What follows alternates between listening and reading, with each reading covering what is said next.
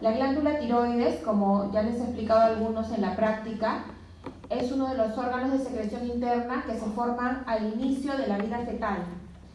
Más o menos ya en el día 24 del embarazo ya empieza el primordio de lo que va a venir a ser la tiroides. La tiroides va a estar formada por dos tipos de células. Tenemos las células C, que son las células parafoliculares, y las células foliculares o los tirocitos. Y la tiroides va a estar formada, como lo pueden ver acá, por dos lóbulos, derecho e izquierdo, más el istmo, y su ubicación está sobre el segundo y tercer anillo de la tráquea.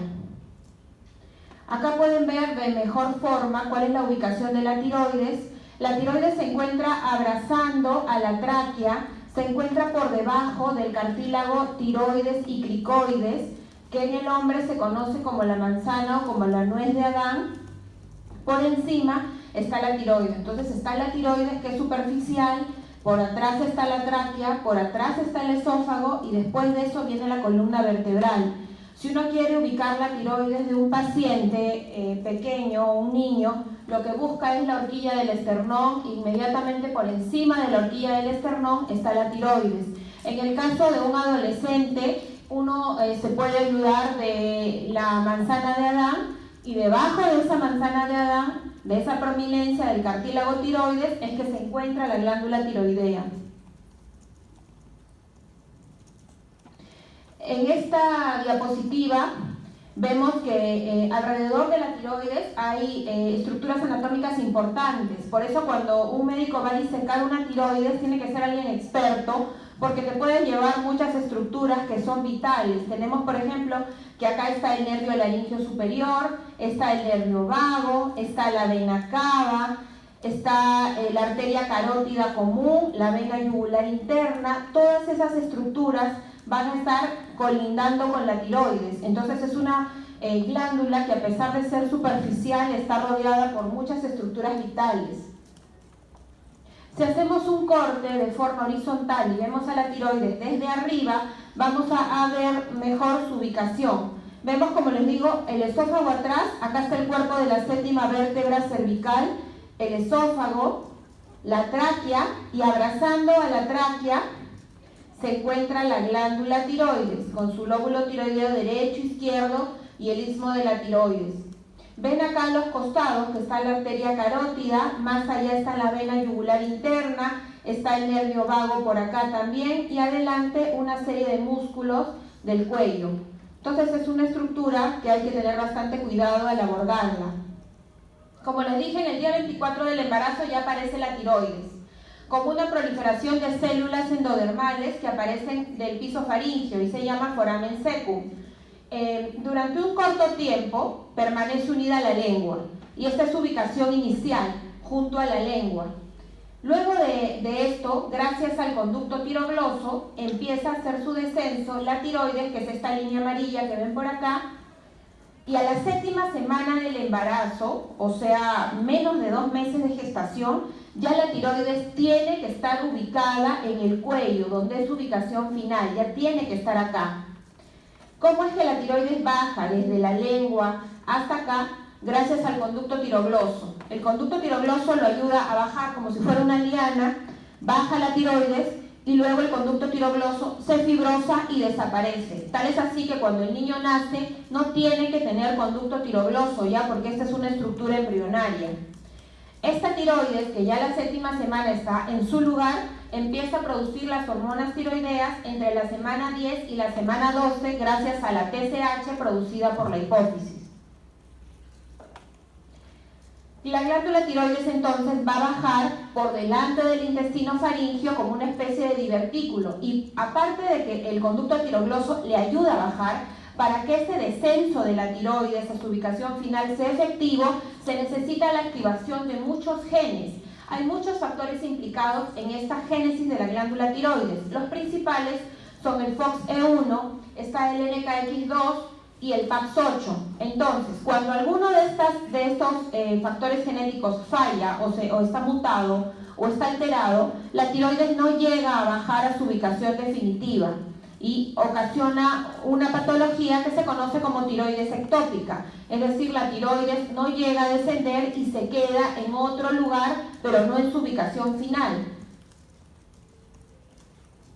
Como ya conocen, acá solamente está para recordar el eje hipotálamo, hipófisis, glándula tiroides, donde el hipotálamo produce la TRH, que sobre la hipófisis estimula la producción de TSH, y sobre la tiroides produce la T4 libre y la T3.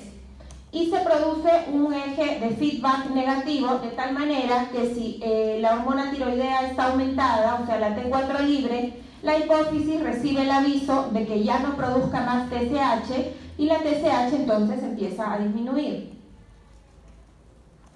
Ahora, ¿por qué nos importan tanto las hormonas tiroideas en los niños, sobre todo los niños pequeños? Las hormonas tiroideas son básicas para el desarrollo neurológico cerebral del niño. ¿Qué hacen las hormonas tiroideas? Van a favorecer que haya la proliferación y migración de los fibroblastos. Favorece también las uniones y las conexiones de las dendritas. Favorece el crecimiento de los axones. Permite que se hagan las conexiones entre las neuronas. Permite que se mielinice todo el sistema nervioso, que en un adulto ya está hecho, pero en un niño recién empieza el proceso de mielinización.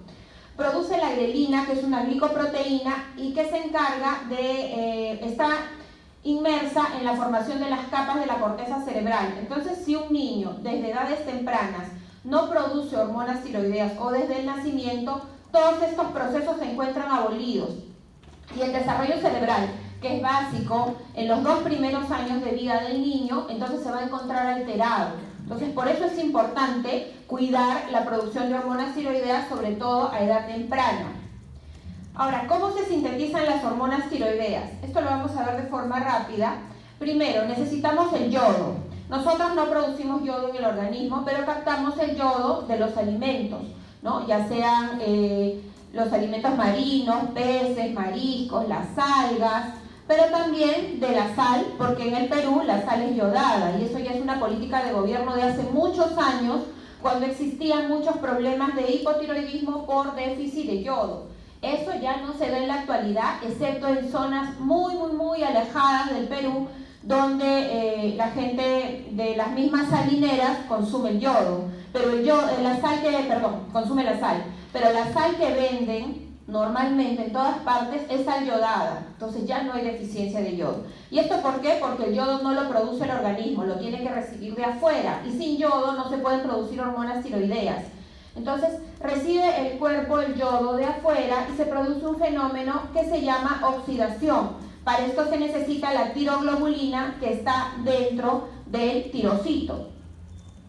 Luego, cuando se unen el yodo con la tiroglobulina, se forma la organificación, y la organificación nos va a dar lugar a las moléculas de monoyodotironina y diyodotironina. Estas moléculas se van a acoplar, y si se unen 2 DIT se forma la T4, y si se une un MIT con un DIT se forma la T3. Luego que ocurre el acoplamiento, estas hormonas tiroideas se guardan dentro del tirocito, dentro del coloide, y cuando el cuerpo lo necesite, recién se liberan a la circulación y ocurre la proteólisis y se liberan las hormonas a la circulación cuando lo necesiten. Mientras tanto, se encuentran acá guardadas. El 95% de la hormona tiroidea que se produce es T4 y el resto es T3. La T3 es la que tiene mayor acción biológica, pero la T4 es su prohormona. Y las hormonas tiroideas generalmente circulan unidas a proteínas. No circulan de forma libre, siempre circulan unidas a proteínas como la albúmina o la transtiretina. Y ya en la periferia se va a producir la conversión, o sea, en los órganos diana donde actúan ya se produce la conversión de T4 a T3. Aparte de todo el tema neurológico en el que intervienen las hormonas tiroideas, también intervienen a nivel de otros órganos, o sea, tienen otros órganos diana. En el cerebro, el desarrollo y la modulación cerebral y la mielinización. También producen la secreción y acción de la hormona de crecimiento, o sea, no solamente para que un niño crezca tiene que actuar la hormona de crecimiento, sino que para que se pueda producir una cantidad adecuada de hormona de crecimiento tienen que estar las hormonas tiroideas presentes. Al nivel del hueso también tiene una acción trófica sobre la IGF-1, que es el factor de crecimiento estimulante de insulina tipo 1. Ayuda en la diferenciación de los osteoblastos y en la formación y resorción ósea. A nivel del hígado, ayuda en la producción de la glucosa, en la lipogénesis, en el turnover del colesterol y para sintetizar proteínas. En el tejido graso ayuda en la lipólisis y la captación de glucosa, y sobre el músculo ayuda a conservar el calor, la termogénesis. Entonces, si la T4 o las hormonas tiroideas están bajas, es lógico que todas estas cosas se alteran y entonces el paciente empieza a sentir mucho frío, y todos estos procesos de síntesis de proteínas están alterados, por eso que el cabello se le empieza a caer, las uñas no crecen o se le empiezan a quebrar. En el caso de un niño se ve afectada la talla y se ve afectado, si es un bebé, el desarrollo neurológico, pero si ya es un chico grande, un escolar, empieza a tener problemas de aprendizaje, se olvida, se desconcentra, porque en todo esto ayudan las hormonas tiroideas. Ahora, habiendo hecho este preámbulo de todo lo que es las hormonas tiroideas, vamos a hablar acerca del hipotiroidismo congénito. Para nosotros los endocrinólogos, el hipotiroidismo congénito es una emergencia. Es una enfermedad que apenas se diagnostica, tiene que ser tratada y no podemos esperar mucho tiempo. Es la más frecuente de las enfermedades endocrinológicas en la infancia, pero se habla que hipotiroidismo hay desde hace muchos años, desde el siglo XV, donde se hablaba de los cretinos, pero en la corte los cretinos eran como los bufones del rey, como que servían para que la gente se divierta, porque como tenían retardo mental y eran chiquitos y la fascia botagada y todo eso, eran como diversión de los reyes, porque eran como los tontitos de la corte, ¿no? Pero en verdad era gente con hipotiroidismo congénito no tratado.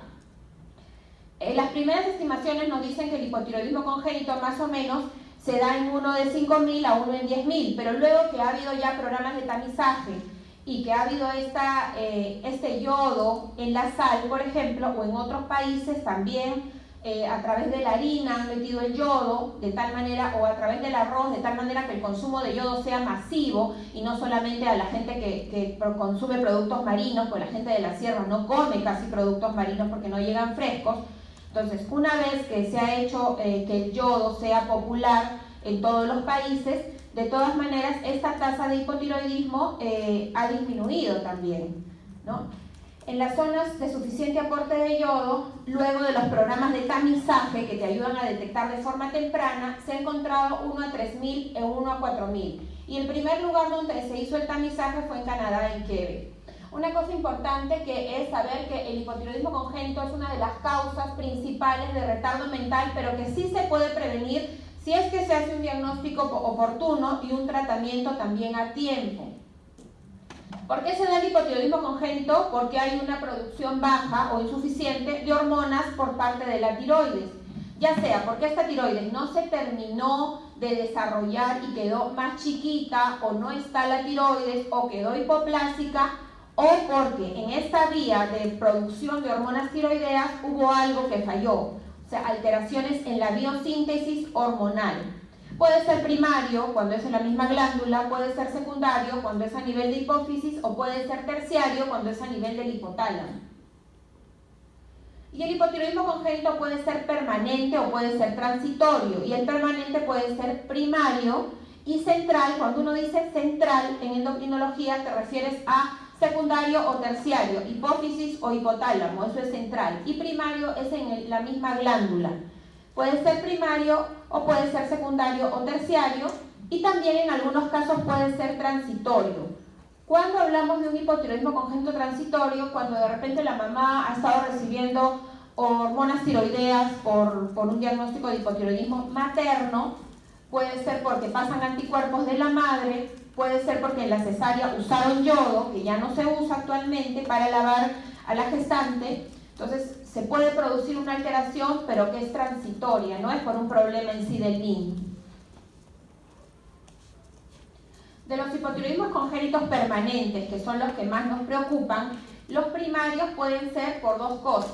Puede ser que haya una disgenesia tiroidea, que son la gran mayoría, y cuando uno dice disgenesia, se refiere a que la génesis de la tiroides está alterada. Quiere decir, o naciste sin tiroides, que es la genesia o atiriosis, o tu tiroides es muy chiquita, que es la hipogenesia o hipoplasia tiroidea, o tu tiroides está fuera de lugar, que es la ectópica, que es la gran mayoría de los casos de hipotiroidismo primario congénito.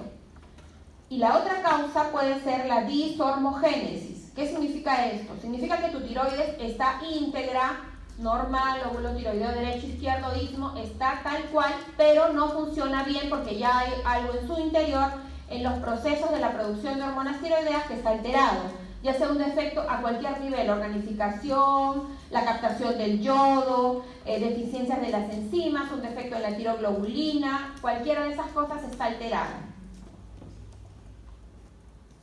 Bueno, y el central, que puede ser por una alteración a nivel de la hipófisis, como de repente un panhipopituitarismo, una agenesia de la glándula hipófisis, o a través a nivel del hipotálamo, que no son frecuentes. ¿Cuál es el cuadro clínico del hipocongénito? El hipocongénito, cuando el bebé recién nace, no tiene un cuadro florido. O sea, cuando un bebé nace, lo puede ver igual que cualquier otro bebé. Pero conforme el niño va creciendo, se empiezan ya a notar ciertas cosas. Se dice que al inicio, cuando recién nace el bebé, una de las cosas que pueden haber es que la fontanela posterior sea mayor a 0.5 centímetros de diámetro. Una fontanela posterior que no cierra y que persiste nos puede hacer pensar que hay hipotiroidismo. Normalmente la fontanela posterior tiene que cerrar al mes y medio. Entonces una fontanela posterior persistente nos hace pensar en hipotiroidismo. A diferencia de los adultos, en los niños el hipotiroidismo no es que te produzca tanto el exceso de peso. Lo que más te produce son problemas en la talla y en el desarrollo psicomotor. Entonces encontramos que puede haber edema palpebral, el pelito que no les sale, ralo, pajoso, que no les crece, la macroglosia, la fascia botagada, como si fueran niños cansados, niños que son estreñidos porque hay hipotonía a nivel digestivo, un abdomen prominente, con hernia umbilical, pueden haber retraso en la osificación de los cartílagos de la rodilla sobre todo, y bueno, y lo más temido que es el retraso mental. Acá podemos ver fotitos de bebés con hipotiroidismo y ven acá la macroglosia, porque hay acumulación de ácido hialurónico a nivel de la lengua.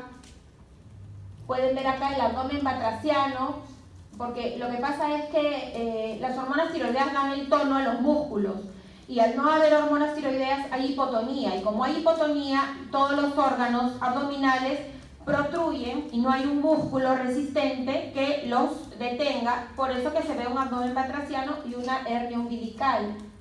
Pueden ver acá la hernia umbilical gigante también, acá también se puede ver. Y el llanto ronco, la fascia botagada, la ictericia prolongada también. Este es un estudio que se hizo en el Hospital del Niño, estudiando en niños de 3 meses de edad y ver las manifestaciones clínicas en estos bebés con hipotiroidismo congénito. Y se encontró que lo más llamativo fue la presencia de hernia umbilical, en un 84%. El estreñimiento también.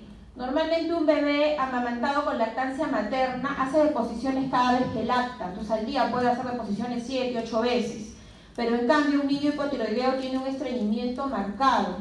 Los problemas de alimentación, es decir, problemas de succión, de eglución, muy hipoactivos, la mamá refiere que duermen todo el día, que es muy difícil despertarlos, la macroglosia, las fontanelas amplias, la ictericia neonatal prolongada, es decir, ictericia más de 2 semanas.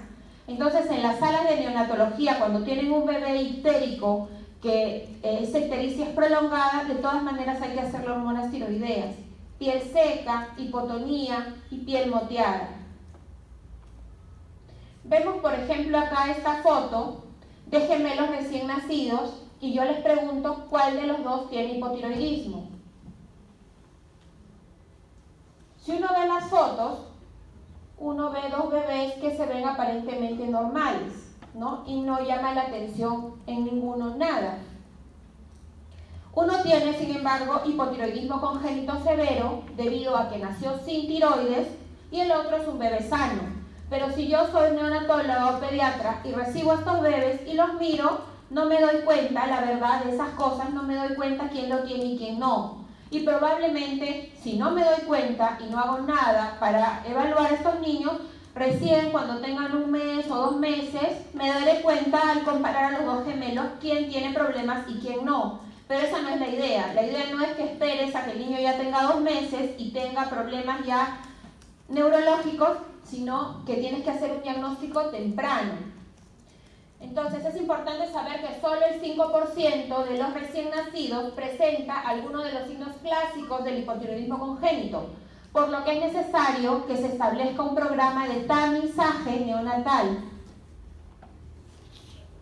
Ven, por ejemplo, acá la foto de una paciente de 15 años con un hipotiroidismo congénito no tratado.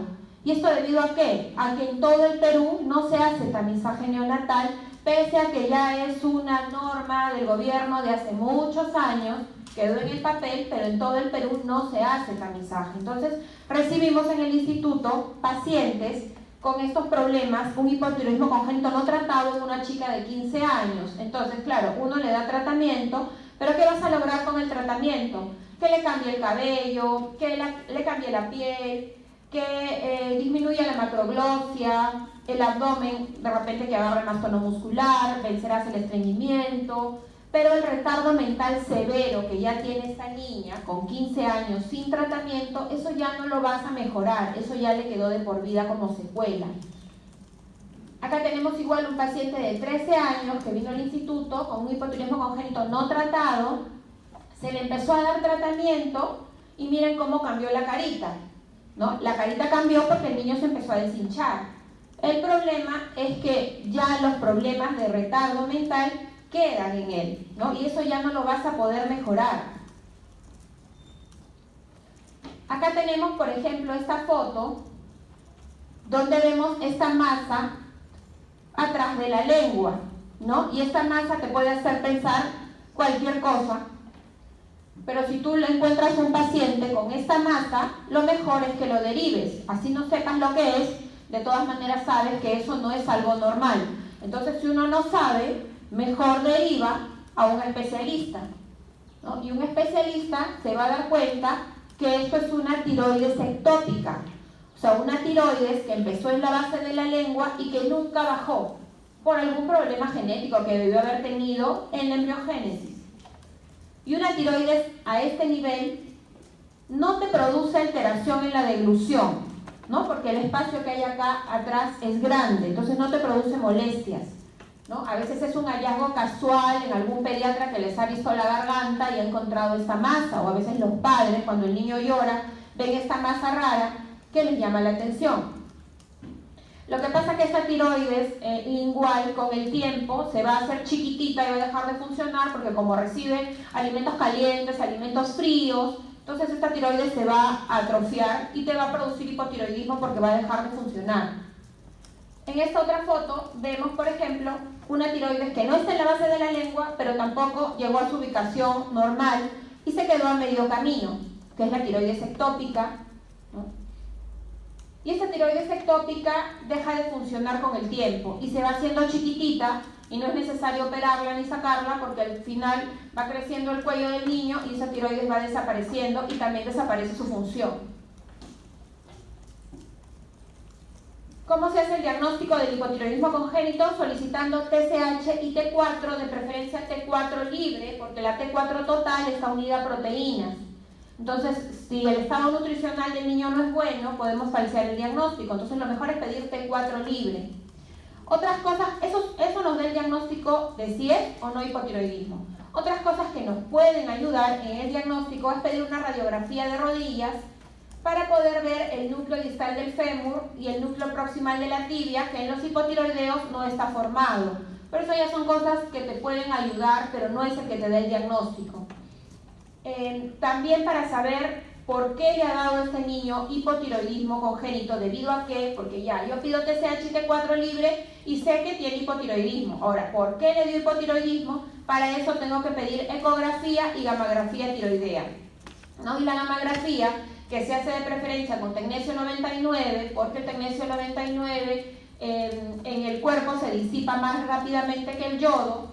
Entonces, la gamografía nos va a poder decir la ubicación exacta de la tiroides, si es que la hay, si es que hay tiroides, dónde está la tiroides, y la ecografía nos va a poder decir también la forma. Entonces, uno se complementa con la otra, ¿no? Por ejemplo, vemos acá una gamografía normal, donde así se debe pintar la tiroides. Y por ejemplo, en este caso, que vemos una tiroides lingual, una tiroides ectópica, y vemos que normalmente acá, que es el punto de reparo, este puntito que estoy señalando es la horquilla del esternón. Y ese puntito es el reparo anatómico donde debe estar la tiroides en una gamografía. Sin embargo, vemos que esta tiroides está en otro lado, ¿no? Y entonces esto nos indica que hay una ectopia de tiroides o una tiroides ectópica vista en gamografía. Ahora, para terminar, hablando de lo que es el tamizaje neonatal, está la figura de un piecito, porque el tamizaje se hace con sangre de talón. Como les dije, el tamizaje empezó en Quebec, en Canadá, y los países que actualmente tienen programas completos de tamizaje neonatal son Japón, Alemania, Cuba, Costa Rica, México y Canadá. Países como el nuestro, países como Argentina, como Chile, todavía encuentras pacientes con hipotiroidismo congénito no tratado, cada vez menos, pero sí encuentras todavía pacientes que vienen sobre todo de provincia, en el caso nuestro, ¿no? En el Hospital del Niño, a inicios de los años 80, se hizo un estudio de tamizaje neonatal junto con la Maternidad de Lima, detectándose un caso en más de 1.500 recién nacidos. En el año 1997, el Ministerio de Salud emitió una resolución ministerial donde decían que se declaraba que el tamizaje para hipotiroidismo congénito era de uso necesario en todos los servicios de neonatología a nivel nacional, lo que quiere decir que debería hacerse en todo el Perú. Sin embargo, esto no se hace. Salud hace tamizaje desde el año 2002 a todos sus pacientes, siendo el lugar donde tamizan el Hospital Rebagliati, pero en cualquier parte del Perú donde nace un niño en el seguro, le toman la muestra en un papel de filtro, que ahorita vamos a ver, y lo mandan a Rebagliati, y Rebagliati emite la respuesta, porque ese es el centro base de tamizaje. De los hospitales del MINSA está la maternidad y está el San Bartolomé, pero no hay una red como la de salud tan organizada que todos los centros de salud hagan tamizaje. No lo hacen. Entonces, la maternidad hace tamizaje desde el 2003.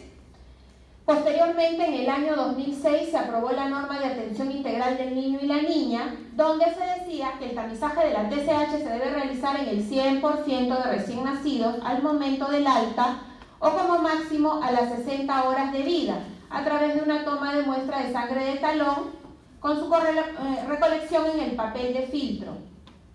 Pero igual quedó como norma y no se hace en todo el país. El San Bartolomé lo hace a partir del 2009. El Hospital del Niño no lo hace porque ahí no hay nacimientos. Nosotros recibimos niños ya después de recién nacidos, ¿no? Entonces no somos centro de tamizaje. Es la maternidad y San Bartolomé. El objetivo del tamizaje neonatal es detectar de forma precoz el hipotiroidismo para poder dar tratamiento igual de forma precoz. El método ideal es la determinación de la TSH en un papel especial que es el papel de filtro, que está acá, que es un papel con estos redonditos.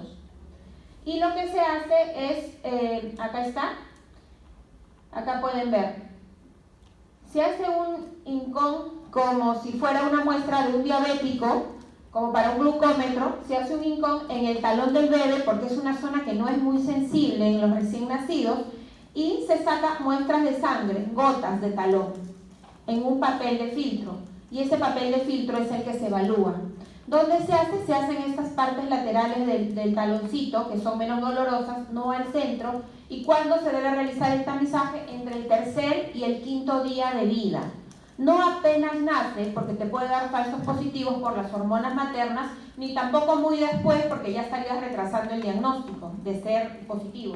El tamizaje entonces se hace entre el tercer y quinto día de vida, pero hay situaciones especiales donde el tamizaje debe repetirse o debe esperarse para hacerlo un poco más de tiempo, a las 6 semanas.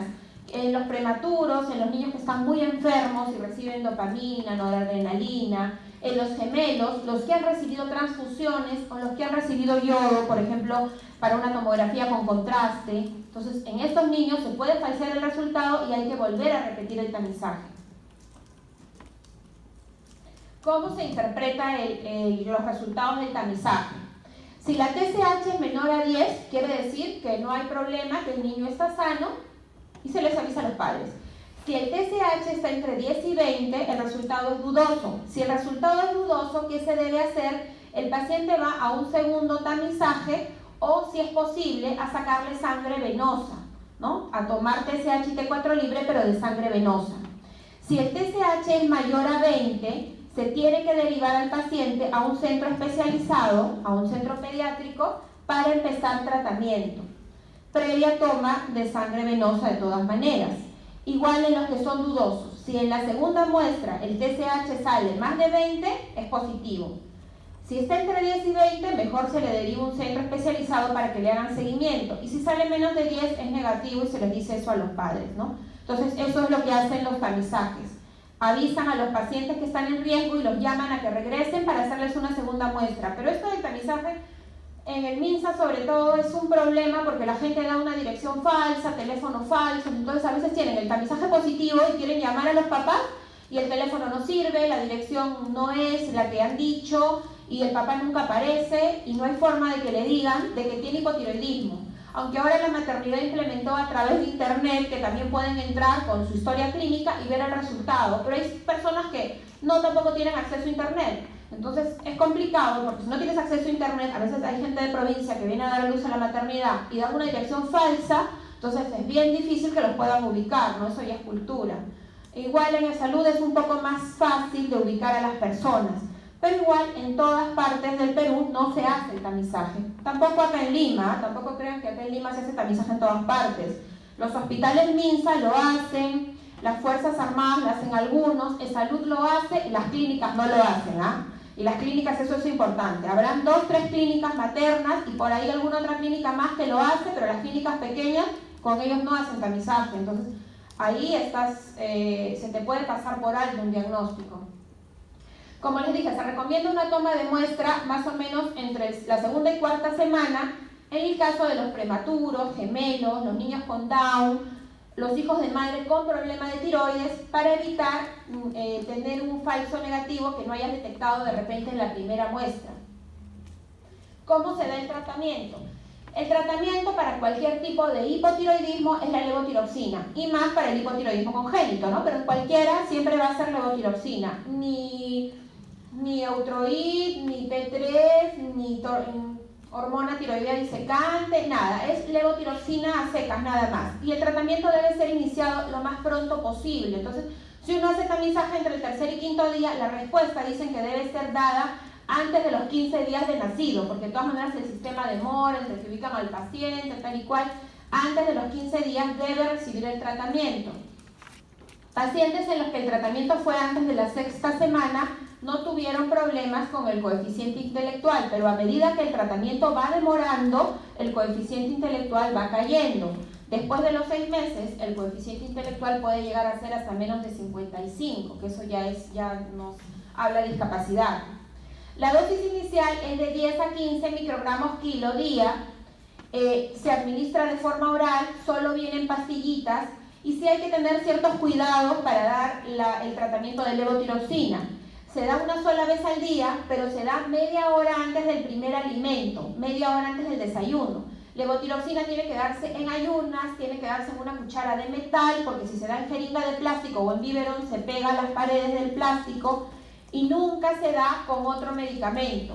No se da ni con vitaminas, ni con hierro, ni con soya, ni con calcio, ni con fibra, ni con sucralfato, ni con antiácidos, porque si no, no se absorbe. Entonces, lo que nosotros le decimos a las mamás es que cuando el niño tiene hipotiroidismo, lo primero que le tiene que dar apenas se despierte con agüita y en una cuchara de metal es la pastilla. Claro, es una pastilla muy pequeña que la aplastan con agüita, se las dan en una cuchara y esperan media hora para darle recién la leche o la comida. Y si el niño tiene que tomar otros medicamentos porque está mal de la garganta o porque toma vitaminas, se lo tienen que dar eso después de comer, como la mayoría de antibióticos, ¿no? Y si son vitaminas, mejor las pasan para la noche, pero nunca con la levotiroxina, para no producir una mala absorción. El objetivo cuando uno da el tratamiento es que la T4 debe normalizarse en 2 semanas. Entonces, cuando uno empieza el tratamiento, el control, tenemos que pedirle a las 2 semanas una nueva TSH y un nuevo T4 libre, buscando que a las 2 semanas se normalice la T4 y la TSH sí puede demorar en normalizarse hasta 1 mes. Recordar ya para terminar que el hipotiroidismo congénito es la principal causa de retardo mental que sí se puede prevenir. Es por tanto indispensable que existan estos programas de tamizaje neonatal para poder hacer un diagnóstico y tratamiento precoz de esta patología. Lo que tratamos de evitar nosotros los pediatras es llegar a esto, tener niños, miren, de 5 meses, acá de 11 meses, acá de 2 años y medio y acá de 17 años, con esta patología que si hubiera sido detectada a tiempo, se hubiera podido dar tratamiento y evitar ya esta discapacidad permanente que van a tener. Muy bien, chicos, muchas gracias por escucharme. Si tienen alguna pregunta...